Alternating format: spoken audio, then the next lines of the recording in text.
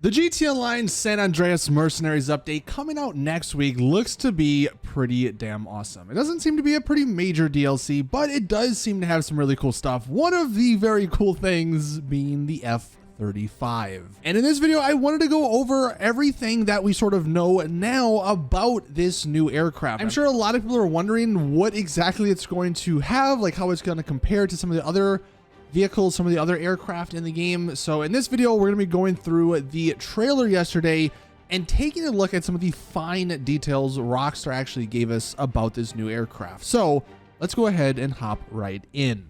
Now, the one thing I'm sure everyone wants to know is how much is this freaking thing going to cost? I'm just going to be straight up with you guys. This thing is going to be expensive. I mean, we don't know officially, obviously, but considering the fact the laser is what, like $6 to $8 million, this thing is going to be better than the laser. This thing is going to be expensive. I don't think they'll make it like 10 million or something crazy like that. It more than likely will be like 5 to 6, maybe 7 million, but that's still a lot of money for this freaking vehicle. It probably will be worth it though if you love aircraft. I mean, obviously from the promo pictures, this thing just looks so freaking beautiful. We actually got to see in the trailer, you can paint it, so maybe there's some slight customization, because you can see it's black in this particular screenshot. But as far as details, we'll actually start with this screenshot because this does confirm one of the biggest questions I had personally. Does it have VTOL capabilities? Yes, you can see obviously here it is lifting up off the ground. The jet engine is facing downward, so this will have the Hydra-like VTOL capabilities.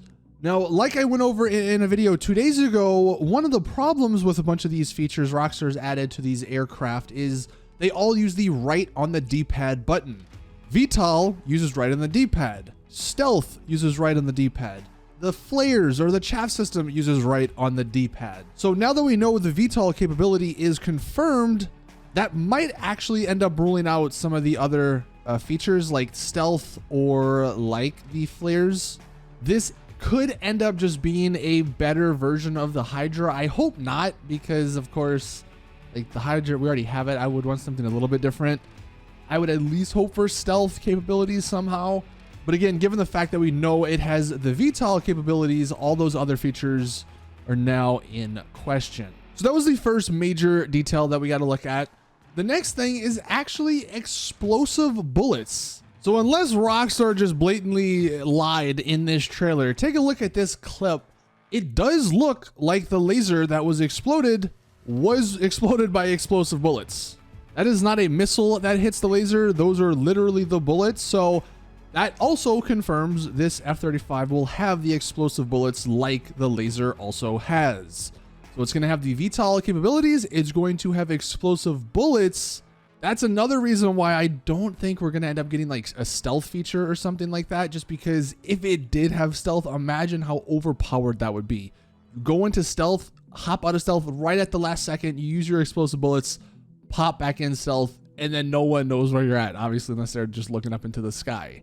It would be pretty overpowered. I mean, I don't know if Rockstar's willing to go that way, but those are the two new confirmed features, the VTOL capabilities and the explosive bullets. And as far as where the bullets are going to be coming out, I would imagine, like this guy pointed out, these are the cannons.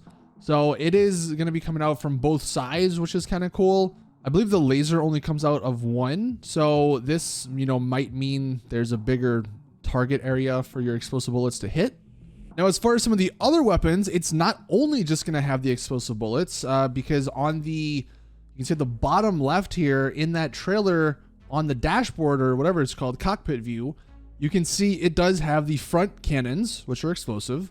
It does have missiles, which is pretty standard. And it also has the homing missiles, which is pretty standard. So it's got the same old missile systems and the same old weapon systems that most other aircraft in the game are going to have.